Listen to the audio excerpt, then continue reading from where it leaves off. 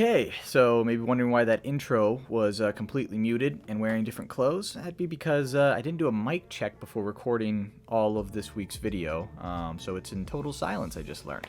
So we're just going to run it back. Take two. Do it all over again. Let's start a monthly recap here of January.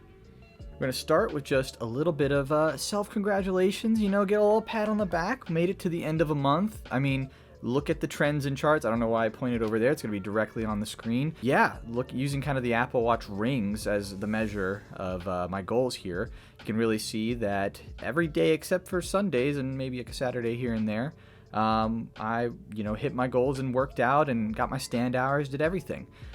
Realistically, I think this is just a way my brain works. Get that extra little hit of dopamine and gamify, the workouts and getting streaks, because every time I pulled up that month and saw I was getting one more ring, I was like, yeah, we did it. So I'm going to keep doing that, I suppose.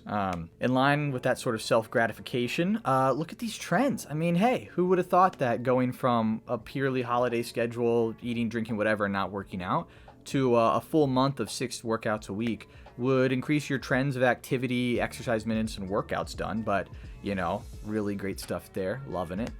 Let's break down some of the key characteristics of this last month. I mean, we've already kind of talked diet and macros a bunch, so let's talk about the actual workouts. Data science is a part of my job, or at least was, so we're going to look at some really high-quality data synthesis and graphs. Boom, we can see the breakout of kind of what we're working with here. Obviously, Brazilian Jiu-Jitsu and strength training were my top 2 workouts. I think, most of the time I did Brazilian Jiu-Jitsu 2 times a week, maybe throw in a Friday class here and there. Other than that, though, it was 4 times in a week for strength training. We did work in walking as our third most, which, you got to get your walking hours in there. You got to get your stand hours.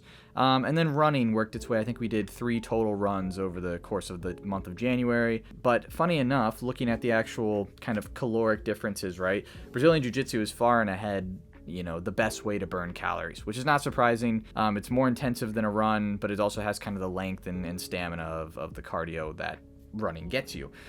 Strength training, I think, could be a little bit better, but averaging over 400 calories burned, I'll take it. I think I'm right at 60 minutes, which we'll show in another graph in a second here. And then running is a good, superlative one. It's 500 and around 50 calories per run that I do, so that's, great to see. Another key graph here that I really thought was nice enough for Excel to predictively make was this correlation it found between time and calories. So it turns out the more time you spend working out, the more calories you burn. I'm onto something big here. I might switch over to be a data scientist once again. We'll see what kind of comes of that. Oh yeah, and here's kind of the totals for everything. 32 workouts. I think that does include some of the walks and other random stuff. So I imagine it's pretty much right at 30 days, maybe a little bit less. Total of around 16,000 calories burned with an average of 491. So we'll take that as we move into some of the physique that we want to talk about. Again, not much of a crazy update here as we look at both the physique and kind of the numbers behind it. The weight stayed exactly the same. I think that's a mixture of things, right? I had a happy hour on Wednesday and a birthday party on, I think, the Saturday.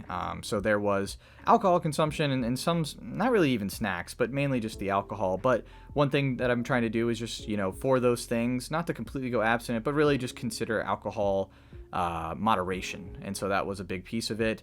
I did measure my drinks in the sense that they are in MyFitnessPal, so I still know how many calories I'm getting, how much I'm detracting, things like that. But yeah, all in all, I think that is a factor, as well as the protein and creatine that I'm getting. Now we've been on it for a good month pretty consistently, so water retention and other things like that are going to be increased, so I don't imagine the weight to drop quickly at all. But yeah, that wraps up the month of January. I'm really liking it so far. I feel like a lot of the habits have been formed, the correct ones that need to. Food has gotten easier. Realistically, we're only 1/3 of the journey there. I don't know if I've ever talked about the timeline, but the hope would be for around 3 months of doing this. You should do longer, right? But I would love to see really strong consistency well into March. But yeah, so we're 1/3 of the way down. We're going to keep measuring some of those goals, keep measuring the food, and keep these updates coming, and I look forward to doing another monthly recap at the end of February. Thanks for watching.